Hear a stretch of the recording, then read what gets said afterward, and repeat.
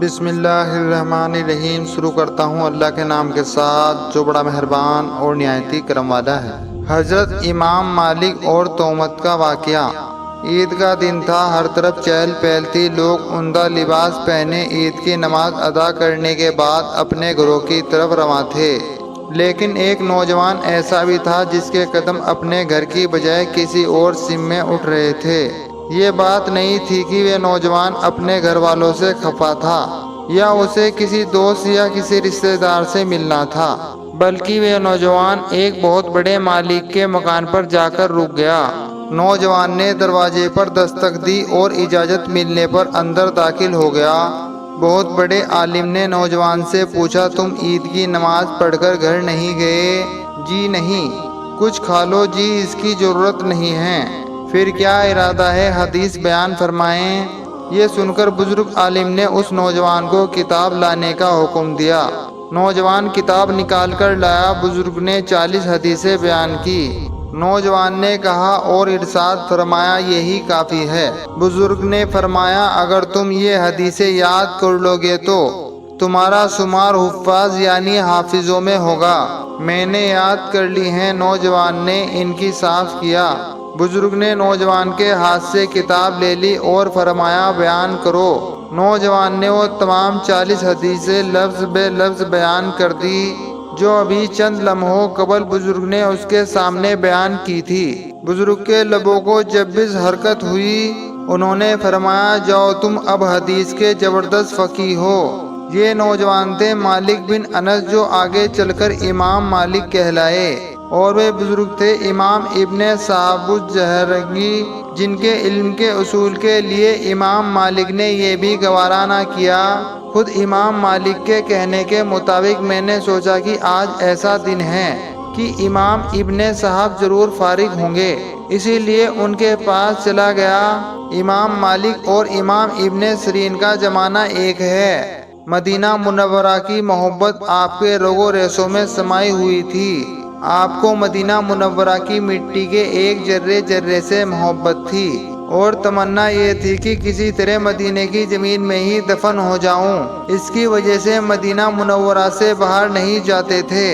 نفلی حج کرنے کی شدید خواہش کے باوجود نفلی حج بھی ادا نہیں کرتے تھے۔ ایک رات امام صاحب نے خواب میں حضرت محمد صلی اللہ علیہ وسلم کی زیارت کی۔ دیکھا کہ رسول اکرم صلی اللہ علیہ وسلم کا دربار ہے اور اس میں امام مالک خود بھی حاضر ہیں۔ انہوں نے آن حضرات سے بڑی لذت کے ساتھ عرض کیا کہ یا رسول اللہ صلی اللہ علیہ وسلم، میرا جی چاہتا ہے کہ مدینے کی زمین مجھے قبول کر لے، اور اس لیے میں ڈر کے مارے نفلی حج بھی ادا نہیں کرتا کہ کہیں مکہ میں میرا انتقال نہ ہو جائے۔ تو مجھے یہ بتا دیا جائے کہ میری عمر کتنی باقی ہے۔ اگر مجھے معلوم ہو جائے کہ میری عمر کے کتنے سال باقی ہیں تو میں نفلی حج ادا کر لوں۔ جواب میں رسالت مآب صلی اللہ علیہ وسلم نے اپنا دست مبارک کو انگلیاں کھول کر ان کے سامنے کر دیا۔ اب امام مالک حیران کہ 5 انگلیوں سے 5 دن مراد ہیں، 5 ہفتے یا 5 مہینے یا پھر 5 سال مراد ہیں۔ 5 کا معمہ ان کی سمجھ میں نہیں آتا تھا۔ اس لیے امام صاحب نے ایک شخص کو امام ابن سیرین کے پاس بھیجا اور اس کو تاکید کی کہ یہ مت بتانا کہ یہ خواب میں نے دیکھا ہے، اور خواب سننے کے بعد جو وہ تعبیر دیں آ کر مجھے بتانا۔ اس شخص نے امام ابن سیرین سے پوچھا، خواب بیان کیا؟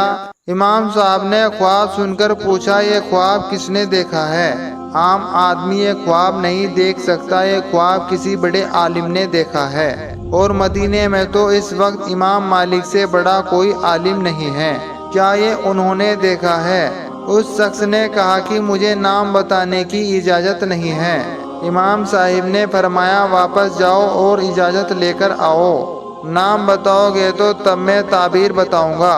وہ شخص واپس آ گیا۔ اس نے امام مالک سے عرض کیا کہ حضرت وہ تو پہچان گئے کہ خواب دیکھنے والے آپ ہی ہیں۔ فرمایا، اچھا میرا نام بتا دو۔ اس نے آ کر امام ابن سیرین کو نام بتایا تو انہوں نے فرمایا، بے شک امام مالک یہ خواب دیکھ سکتے ہیں۔ پھر تعبیر بتاتے ہوئے فرمایا کہ انہوں نے اپنی عمر پوچھی تھی۔ تو اس کے جواب میں رسول اکرم صلی اللہ علیہ وسلم نے 5 انگلیاں دکھا دی۔ اس سے نہ تو 5 برس مراد ہے اور نہ 5 مہینے اور نہ ہی 5 ہفتے۔ اس سے نہ تو 5 برس مراد ہے، نہ 5 مہینے اور نہ 5 ہفتے، نہ 5 دن، بلکہ آپ صلی اللہ علیہ وسلم نے ایک حدیث اور قرآن کی ایک آیت کی طرف اشارہ فرمایا ہے۔ حدیث کا مضمون تو یہ ہے کہ کسی کی موت کا وقت ان 5 چیزوں میں سے ہے جن کا علم خدا کے سوا کسی دوسرے کو نہیں ہے، اور قرآن کریم کی آیت کا ترجمہ ہے، خدا ہی کے پاس قیامت کا علم ہے کہ کب آئے گی، اور بارش کی حقیقتوں کہاں برسے گی وغیرہ، اور ماں کے رحموں میں کیا ہے، اور کسی کو پتہ نہیں ہے کہ وہ کل کیا کام کرے گا، اور کسی کو معلوم نہیں ہے کہ وہ کس زمین میں مرے گا۔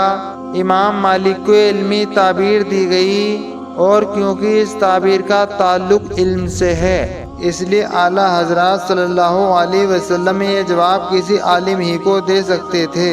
میت کو غسل کے دوران مدینہ منورہ کی ایک عورت نے مردہ عورت کی ران پر ہاتھ رکھتے ہوئے یہ الفاظ کہے کہ اس عورت کے فلاں مرد کے ساتھ ناجائز تعلق تھے۔ بس یہ بات کہنا تھی کہ اللہ تعالیٰ نے اپنی ڈھیل دی ہوئی رسی کھینچ دی۔ اس عورت کا انتقال مدینہ منور کی ایک بستی میں ہوا تھا، اور غسل کے دوران جنہی غسل دینے والی عورت نے نہلانے والی عورت نے من درجہ بالا الفاظ کہے تو اس عورت کا ہاتھ میت کی ران کے ساتھ چپک گیا، اور ہاتھ کے چپکنے کی قوت اس قدر تھی کہ وہ عورت اپنا ہاتھ کھینچتی تھی تو میت بھی گھسٹتی تھی، یعنی میت بھی ساتھ آتی تھی مگر ہاتھ نہیں چھوٹتا تھا۔ جنازے کا وقت قریب آ رہا تھا اور اس کا ہاتھ میت کے ساتھ چپکا ہوا تھا، اور بے حد کوشش کے باوجود، سر توڑ کوشش کے باوجود جدا نہیں ہو رہا تھا۔ تمام عورتوں نے اس کے ہاتھ کو پکڑ کر کھینچا مروڑا، جو ممکن تھا سب کیا مگر بے سود رہا۔ دن گزرا، رات ہوئی، دوسرا دن بھی گزرا، پھر رات ہوئی، سب ویسا ہی تھا۔ میت سے بدبو آنے لگی اور اس کے پاس ٹہلنا اور بیٹھنا مشکل ہو گیا۔ علماء اکرام، قاری صاحبان اور تمام اسلامی طبقے کے مشاورات کے بعد، ان سے رائے لینے کے بعد یہ طے ہوا کہ غسل دینے والی عورت کا ہاتھ کاٹ کر جدا کیا جائے اور میت کو اس کے ہاتھ سمیت دفن کیا جائے، مگر اس فیصلے کو گسال عورت اور اس کے خاندان نے یہ کہہ کر رد کر دیا کہ ہم اپنے خاندان کی عورت کو معذور نہیں کر سکتے، ہمیں یہ فیصلہ بالکل نہیں ہے۔ اور دوسری صورت یہ بتائی گئی کہ میت کے جسم کا وہ حصہ کاٹ دیا جائے جو چپک چکا ہے، اور ہاتھ کو آزاد کر کے میت دفن کر دی جائے۔ اور میت کے خاندان والوں نے کہا کہ ہمیں اپنی میت کی یہ توہین کسی صورت برداشت نہیں، ہم ایسا ہرگز نہیں کر سکتے۔ اس دوران میں حضرت امام مالک قاضی تھے، اور یہ بات امام مالک تک پہنچ گئی کہ اس مقدمے کا فیصلہ کیا جائے۔ حضرت امام مالک اس گھر میں پہنچے اور صورتحال بھانپ کر غسل دینے والی عورت سے سوال کیا، اے عورت، کیا تو نے غسل کے دوران میت کے بارے میں کوئی بات کہی تھی؟ غسل دینے والی عورت نے سارا قصہ حضرت امام مالک کو سنایا اور بتایا کہ اس نے غسل کے دوران باقی عورتوں سے کہا تھا کہ اس عورت کے فلاں مرد کے ساتھ ناجائز تعلق تھے۔ حضرت امام مالک نے سوال کیا، کیا تمہارے پاس الزام کو ثابت کرنے کے لیے گواہ موجود ہیں؟ اس عورت نے جواب دیا کہ اس کے پاس گواہ موجود نہیں ہیں۔ تو حضرت امام مالک نے پھر پوچھا، کیا اس عورت نے اپنی زندگی میں تم سے اس بات کا تذکرہ کیا؟ جواب آیا نہیں۔ یہ سنتے ہی امام مالک نے فوراً حکم صادر کیا کہ اس غسل دینے والی عورت نے چونکہ میت پر تہمت لگائی ہے، لہٰذا اس کو مقررہ حد کے مطابق 80 کوڑے لگائے جائیں، اور حکم کی تعمیر کی گئی، اور 70 بھی نہیں، 75 بھی نہیں، اور 79 بھی نہیں، پورے 80 کوڑے مارنے کے بعد اس عورت کا ہاتھ، یعنی جس نے نہلایا تھا، غلط بات کی تھی، میت سے الگ ہوا۔ امام مالک جلیل القدر فقہی امام ہیں۔ مالک فقہ آپ کی ہی طرف منسوب ہے۔ کروڑوں مسلمان آپ کے مسئلے پر عمل کرتے ہیں۔ آپ کی پوری زندگی ایک روشن مینار کی مانند ہے جس سے آنے والی نسلیں نور کی کرنیں لے کر اپنی سیرتوں کو منور کر سکتی ہیں۔ خلوص نیت کا یہ عالم تھا کہ اس مسائل پر فتویٰ نہیں دیتے تھے جو قاضیوں کا حق تھے، فتویٰ دینے میں بہت غور سے کام لیتے تھے۔ اور آپ کا کہنا ہے کہ اکثر مجھے ایسے مسائل پیش آ جاتے ہیں کہ میں ایک سوال پر کئی راتیں سوچنے میں گزار دیتا ہوں۔ فتویٰ دینے میں عمر بھر احتیاط سے کام لینے کے باوجود صوفی خدا سے معمور اس عظیم بزرگ کا حال تھا کہ جب بیمار پڑے اور بچنے کی کوئی امید نہ تھی تو آنکھوں سے آنسو جاری تھے۔ ایک شاگرد نے رونے کا سبب دریافت کیا۔ اس پر آپ نے جواب دیا کہ میں نہ روؤں تو کون روئے۔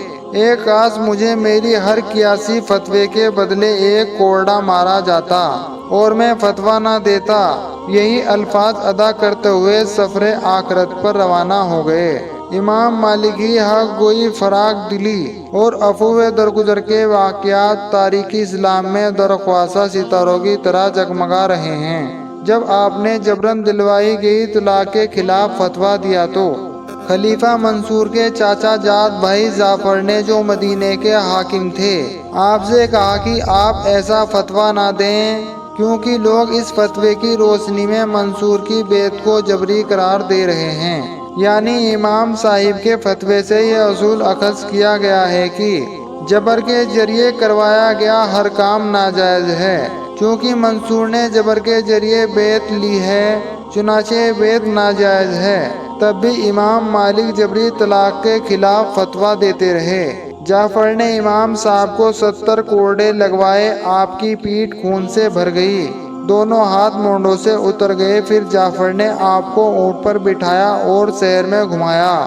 آپ بازاروں اور گلیوں سے گزر رہے تھے اور بلند آواز میں فرما رہے تھے کہ جو کوئی مجھے جانتا ہے وہ جانتا ہے، جو نہیں جانتا وہ جان لے کہ